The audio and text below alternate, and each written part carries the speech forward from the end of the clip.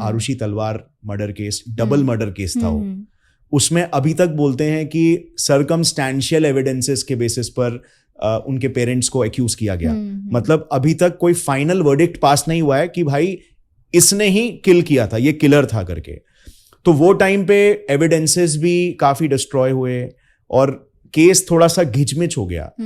तो उस केस के बारे में थोड़ा सा आप इनसाइट्स दे सकते हो कि क्या एग्जैक्टली एविडेंसेस वो टाइम पे डिस्ट्रॉय हुआ और किन बेसिस पर, किन चीजों के बेसिस पर लाइक शक की सुई पेरेंट्स के ऊपर गई? तो बेसिकली मैं थोड़ा सा ओवरव्यू दे देती हूँ कि इस क्राइम सीन में हुआ क्या था।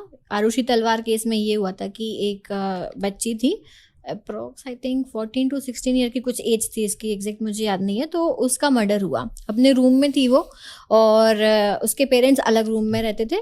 तो जब मॉर्निंग में वो उठे और उनकी जो हाउस हेल्प आती थी, उसने देखा कि वो जो रूम है, जनरली आरुषि का रूम अंदर से लॉक रहता था, वो ओपन था। हाँ, ओके। जब वो गए तो उन्होंने देखा कि बेड पे जो है ब्लड ही ब्लड है और आरुषि की बॉडी पड़ी हुई है। तो वो देख के एकदम शॉक्ड हो गए।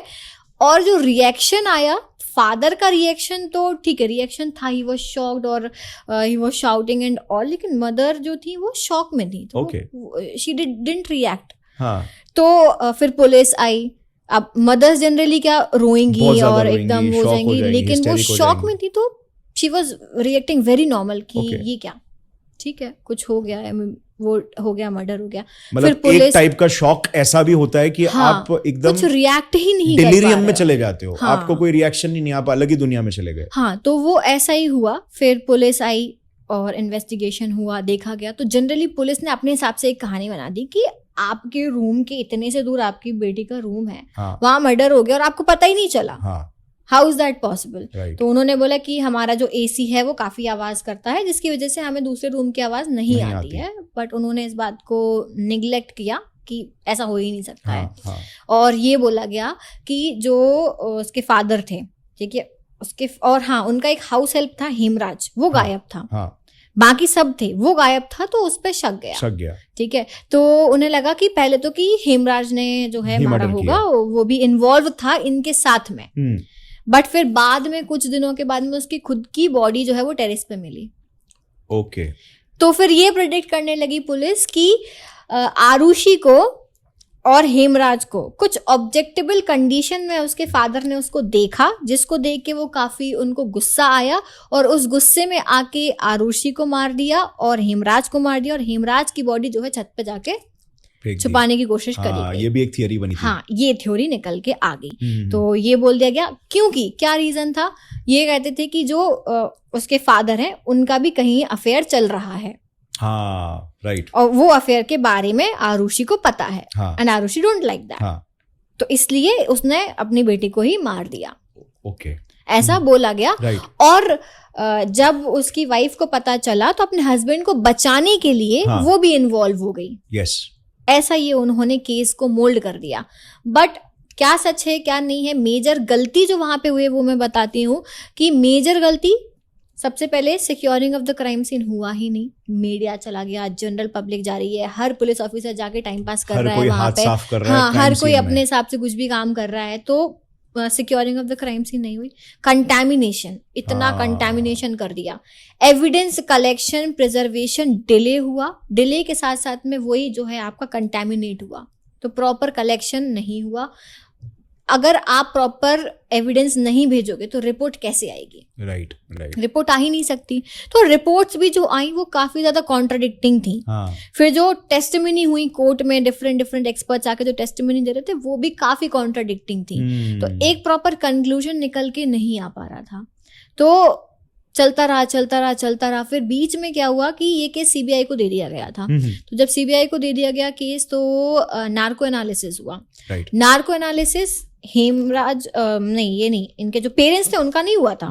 नार्को एनालिसिस जो 3 और सस्पेक्ट थे जो उनके यहाँ पे, एक शायद उनके क्लिनिक में हेल्प करता था, वो और हेमराज के 2 दोस्त भी थे। हेमराज के 2 और वो दोस्त थे। तो वो 3 लोगों का नार्को एनालिसिस हुआ। नार्को टेस्ट काफी हद तक लीड दे रहा था कि कहीं ना कहीं ये लोग भी इन्वॉल्व्ड हैं। बट फिर ऐसा बोला गया कि जो वीडियो आया नार्को टेस्ट का वो ये आया, तो ऐसा बोला गया कि इन लोगों को फोर्स किया गया और लीडिंग क्वेश्चंस पूछे गए। You can not ask leading questions. Right, मतलब प्रेशर डालने की कोशिश, प्रेशर डाल के उनसे ये स्टेटमेंट निकाले गए हैं, तो ये नार्को टेस्ट को कैंसिल कर दिया। वैसे भी जनरली भी नार्को टेस्ट इतना ज्यादा जो है सिग्निफिकेंट एविडेंस नहीं माना जाता है कोर्ट में नार्को टेस्ट को। वो सिर्फ एक आप कह सकते हो हेल्पफुल है, एडिशनल है, बट उसके बेसिस पे आप कुछ भी राइट नहीं दे सकते आप किसी को मतलब कन्विक्ट नहीं कर सकते just based on narco test. तो सिर्फ नार्को टेस्ट के बेसिस पे अगर आप उन तीनों को बोल रहे हो कि दे आर द क्रिमिनल, तो वो चीज कैंसिल हो गई वहीं पे। तो अभी भी उसके जो फादर और मदर हैं अभी भी उन्हें ही अक्यूज्ड माना गया कि आपको आवाज कैसे नहीं सुनाई दी, प्लस आपका अफेयर वगैरह भी, ये सब चीजों को किया गया।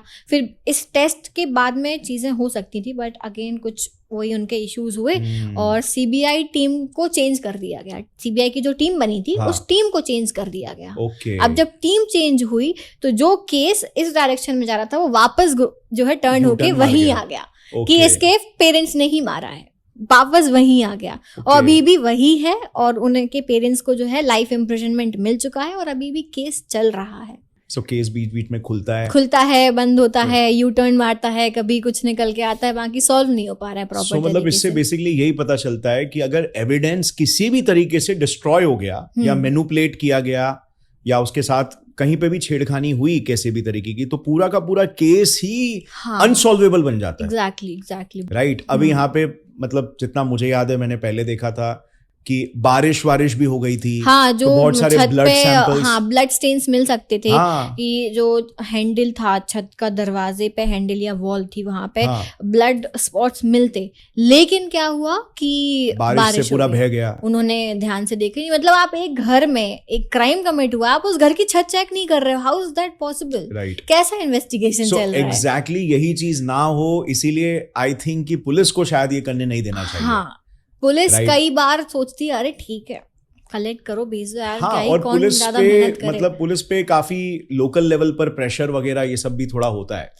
राइट। प्रेशर तो हर किसी पे हो सकता है, प्रेशर हर किसी पे होता है, प्रेशर हर किसी पे है, लेकिन एक ड्यूटी है उनकी कि वो प्रॉपर तरीके से काम करें। तो या तो फिर उन्हें और अच्छी ट्रेनिंग दी जाए, 1-2 महीने की ट्रेनिंग उन्हें मिलती है। फॉरेंसिक एक्सपर्ट्स ही उन्हें ट्रेन करते हैं, ट्रेनिंग देने वाले वही होते हैं। बट जो एक्सपर्ट है, जो इतने सालों से उसी फील्ड में पढ़ा है, और एक जो पुलिस ऑफिसर है क्रैश कोर्स कर रहा है, तो दैट मतलब मेन प्रायोरिटी कुछ और है, this is like a secondary work है। तो आप उनको कंपेयर कैसे कर सकते हो? इसीलिए जो है अभी ऐसा गवर्नमेंट ने भी बोला है कि ऐसे जितने भी केस हैं जिनमें 7 साल से ज्यादा की सजा का प्रावधान है, उसमें आपको फॉरेंसिक टीम को भेजना ही पड़ेगा इस टाइप का अगर कोई क्राइम है तो। राइट। अगर वो चीज हो जाती है तो काफी जो पेंडिंग केसेस जो सालों से चलते आ रहे हैं वो खत्म होना स्टार्ट हो जाएंगे।